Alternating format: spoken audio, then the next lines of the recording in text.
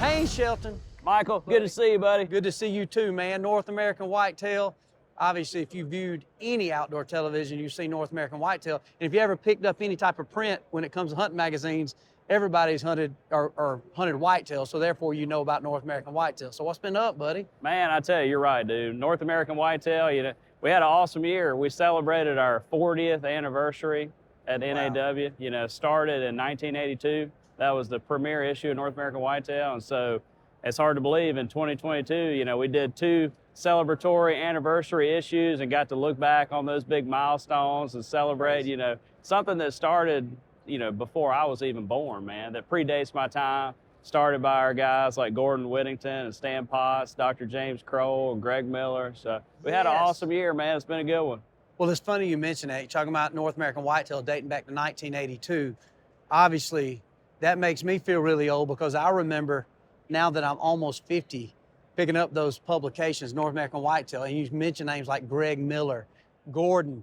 I remember Jim Shockey. Yeah. First time I ever read an article that Jim Shockey had written was in North American Whitetail. He sure did. He wrote for NAW quite a bit, man. And a lot of people don't realize that is, you know, Jim Shockey been this television personality, but the writer in him and the author. And so you have an opportunity because these guys, obviously, you looked up to all of them, and now it's you, man. You fill in these shoes, dude. It's so surreal, man. It really is. This is a dream job for me. You know, I love working in the outdoor industry.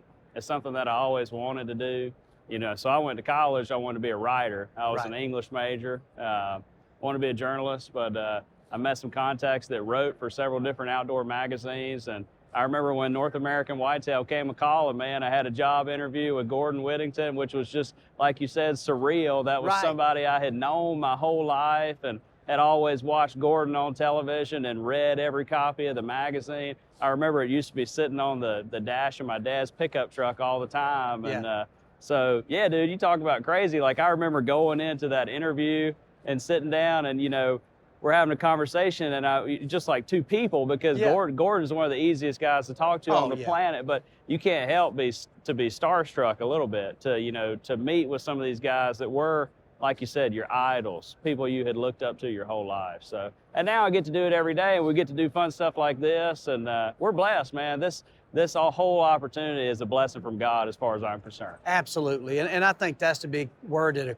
keep coming up when we sit down and talk is the blessing. And I think that's what's been so unbelievably awesome to work in this space where you're celebrating the outdoor culture, hunting, fishing, the outdoors, family, friends, the good Lord. And so when you look at it, I don't think anybody here takes it for granted what we get a chance to do to live for a living. And I think it touches on too what it means to have an opportunity to hunt. And obviously whitetails being probably the #1 more pursued animal when it comes to conservation and just your opportunity to hunt, because we have them pretty much in every state in North America. I know, man. So how do you feel about, I mean, from a hunting standpoint, how proud does it make you know that you were raised up a hunter just in general, not just for whitetail, but just overall? Oh, man, well, it's come to define my whole life, you know, and really I look at kind of the structure of my priorities. You know, for me, it's God, family, and then whitetail deer hunting. You know, that's pretty much my priorities and what I really like to do. And it is pretty amazing now to have that, you know, as my daily subject matter. And like you said, you know, NAW is a big brand to be a steward of because the whitetail really is everyone's game animal. You know, there's 11 million deer hunters.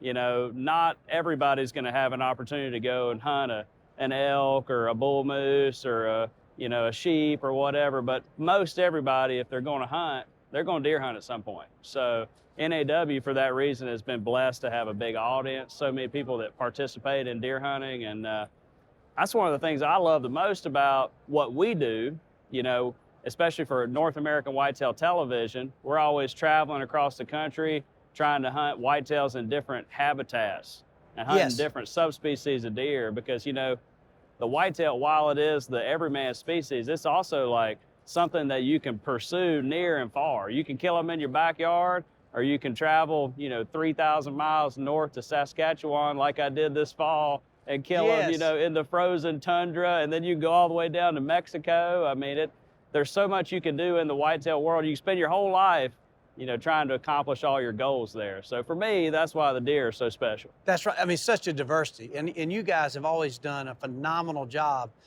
from when the magazine come out to now television. Yep. Of course, you're one of the hosts there. You're the editor-in-chief of the magazine.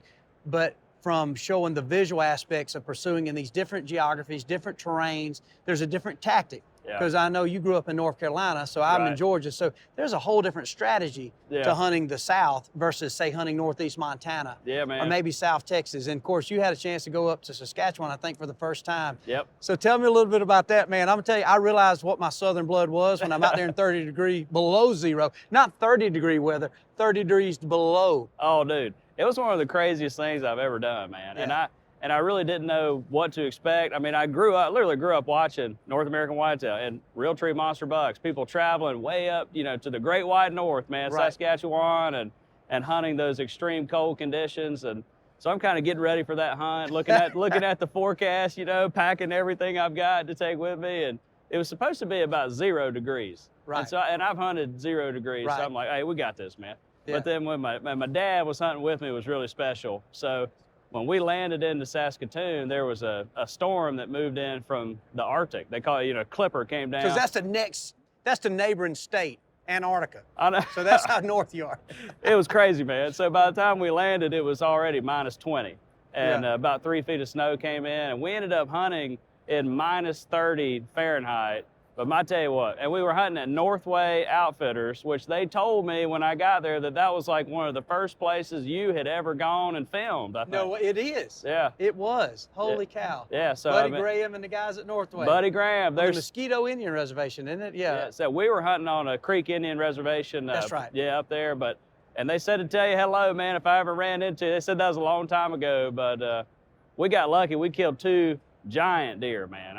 I killed a really, really big world-class 8-pointer, and they're just so crazy how big those deer are. Like you talk about amazing. the difference in North Carolina. We shoot a big old mature buck. If he's 200 pounds, he's big. That's a big deer, That yeah. buck I killed was 320 pounds. The one my dad killed was 340 pounds. I mean, they're a literally whole like different animal, man. They're like beef cattle. I mean, you're right. It's hard to imagine how big. And a lot of times, when it comes to whitetails, you'll be up there and a deer will walk out and you'll think, oh, he's decent Yeah. rack. So if you're looking at, say, the Boone and Crockett scoring system, but then you're talking about a 320, 40-pound whitetail. Yeah, so he's obviously that actually- rack, he's he's a lot big. bigger. Yeah, Yeah. for sure, man. It was great. It was really something that was on my bucket list that I wanted to go and check off someday.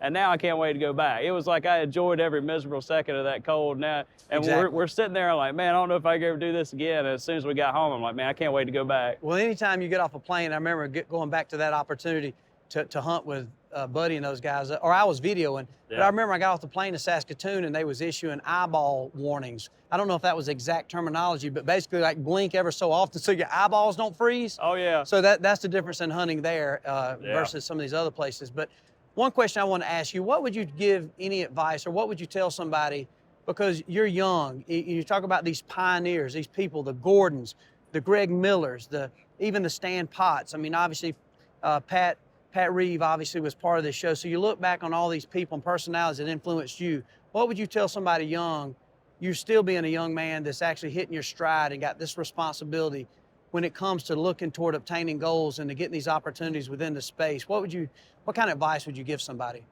I would tell, those young men or women to be confident in yourself and really just chase your dreams as hard as you can. Because, I remember growing up, and this was very much a dream for me, would be to break into, a magazine, a publication like North American Whitetail. I wanted to be a writer. Right. And I thought I would have been lucky to have been able to freelance and write a few articles for NAW. Now, to be able to be the editor-in-chief and really assign those for the whole year and be in charge of a brand like that, I mean, I'm proof that the dreams can come true. And so I would tell those people to stay focused, stay on task. If you're a young man in school and you're trying to work towards those dreams, then work hard. Yeah. Have fun with your friends, but just really stay steadfast on that road and be one of the main things I would say, like, be authentic. If you're a dude from the South and you love to bass fish and shoot deer, then enjoy that and embrace that lifestyle and tell people about it. Work hard to share it with others.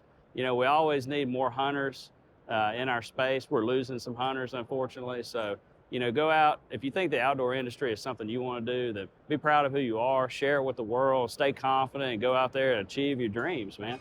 That is some amazing advice. And I guess the last question I'd want to ask you about, is it still an adventure? Is hunting an adventure, or is just all of this just some crazy adventure, this surreal? Oh man, it's such an adventure, dude. And I tell you, like I said, I took my dad to Saskatchewan. That's one of the main things that I have gotten the most joy out of my job now, is that he's somebody who brought me in to the hunting world and took me to places. He's the first person that took me on a road trip, you know, took me to Kansas, took me to Ohio.